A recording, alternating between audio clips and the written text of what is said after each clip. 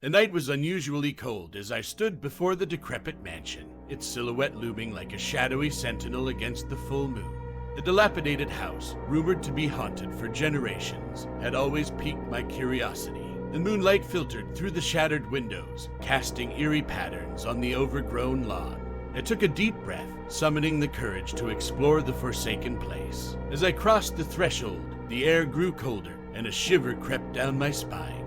The foyer was grand, its walls adorned with faded, dusty portraits of long-forgotten residents. My footsteps echoed ominously on the creaky floorboards. Each step seemed to awaken the house, as if it had been waiting for a visitor. I wandered into the parlor, where a decaying grand piano sat, its keys untouched for years. A sudden gust of wind howled through the broken windows, causing the piano to emit an eerie, discordant melody that sent chills down my spine.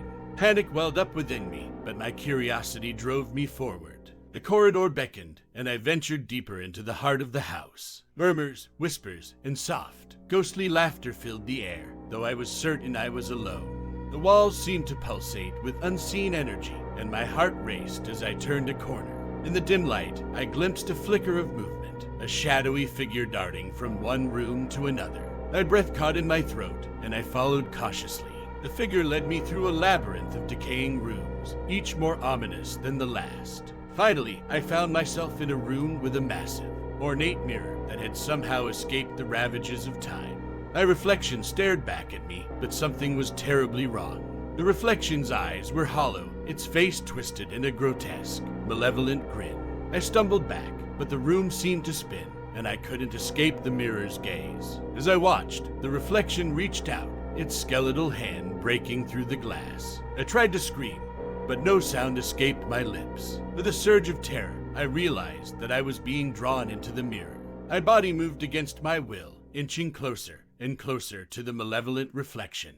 Just as I was about to be pulled into the abyss, a burst of courage surged through me. I closed my eyes, turned away from the mirror, and screamed with all my might. The room shook, and a deafening crash echoed through the house. When I opened my eyes, I was standing outside, the haunted mansion now a dark silhouette behind me. I stumbled away, shaken to my core, knowing that I had narrowly escaped the clutches of that malevolent house. Its secrets remained locked within, and I vowed never to return. The haunted mansion would forever haunt my nightmares, a place where the line between the living and the dead blurred into an unimaginable nightmare. Weeks passed, but the memory of that night in the haunted mansion lingered in my mind like a lingering fog. I couldn't shake the feeling that something had followed me out of that cursed place. Every shadow, every creak in the night, and every flicker of movement in the corner of my eye made me question my sanity. Sleep became elusive, and my once peaceful dreams were replaced by twisted visions of the malevolent reflection in the haunted mirror. I knew I had to confront whatever dark force had latched onto me that night, or it would consume me from within. With a mixture of fear and determination, I returned to the mansion.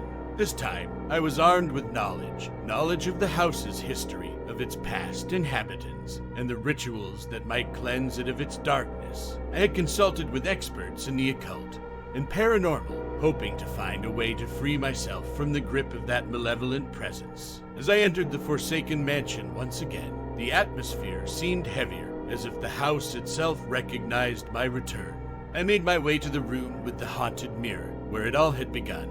The mirror stood there, its malevolent reflection now seemingly contained within the glass. With trembling hands, I performed the cleansing ritual I had learned, chanting incantations and burning sage. The air grew thick with energy, and the room seemed to resist my efforts. But I persisted, drawing on all the strength I could muster. As the ritual reached its crescendo, the mirror vibrated violently, threatening to shatter. The malevolent reflection within screamed and writhed, a chorus of tortured souls echoing through the room. I could feel the presence clawing at me, trying to drag me back into its cursed realm. But with a final burst of energy, I completed the ritual.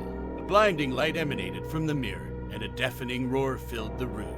The mirror shattered into 1,000 shards, and the malevolent force was banished. The room fell silent, and the mansion seemed to sigh in relief. I had faced my fear, confronted the malevolent presence, and emerged victorious. As I left the mansion, I felt lighter, as if a weight had been lifted from my soul. The haunted house, once a place of darkness and despair, was now free from its curse. I knew that it would no longer haunt my nightmares, and I could finally find peace. But I also knew that the memory of that night and the horrors I had witnessed would stay with me forever, a reminder of the thin line between the living and the dead, and the power of courage in the face of unimaginable fear.